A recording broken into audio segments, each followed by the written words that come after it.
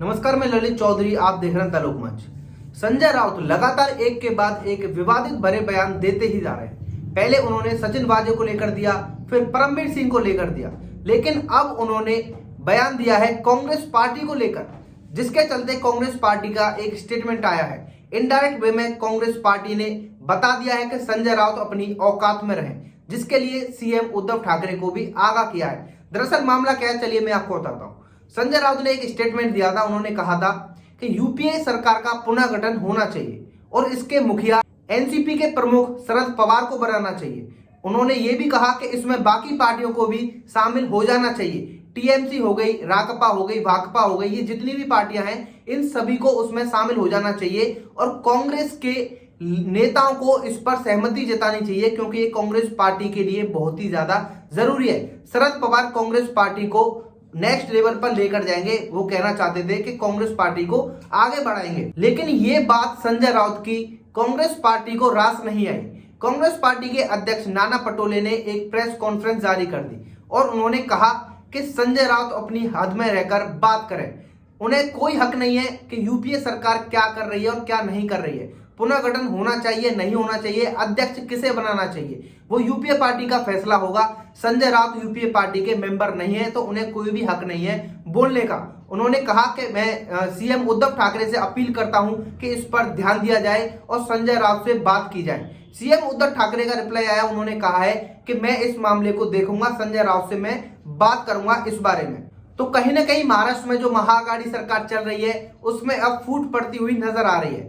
संजय राउत समझकर बैठे हैं कि महाराष्ट्र में सिर्फ शिवसेना की सरकार है और शिवसेना सरकार ही महाराष्ट्र को रन कर रही है, लेकिन वो भूल गए हैं इसमें बाकी दो पार्टियां और शामिल हैं, कांग्रेस और एनसीपी।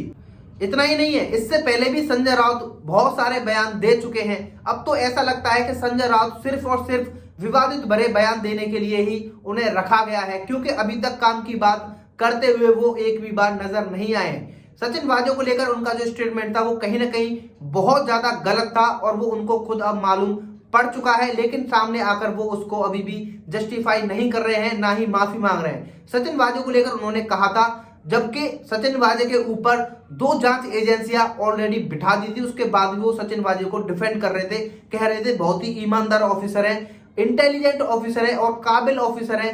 अभी तक उन्होंने बहुत सारे केस सॉल्व किए हैं, लेकिन दूसरी तरफ सचिन वाजे एक के बाद एक कबूलनामे करते जा रहे थे। उसके बाद जब परमबीर सिंह एक्टिव हुए, उन्होंने अनिल देशमुख के ऊपर इल्जाम लगाया। उसके बाद भी संजय राउत परमबीर सिंह को डिफेंड करते हुए नजर आए। उन्होंने कहा कि परमबीर सिंह बहुत ही ईमानदार ऑफिसर हैं, काबिल ऑफिसर हैं, पता नहीं वो ऐसा क्यों कर रहे हैं, लेकिन जांच होनी चाहिए, उन्होंने इतना जरूर कहा था। लेकिन कहीं ना कहीं वो इस मामले पर लीपापोती कर रहे थे, ये साफ साफ सभी को दिख रहा था।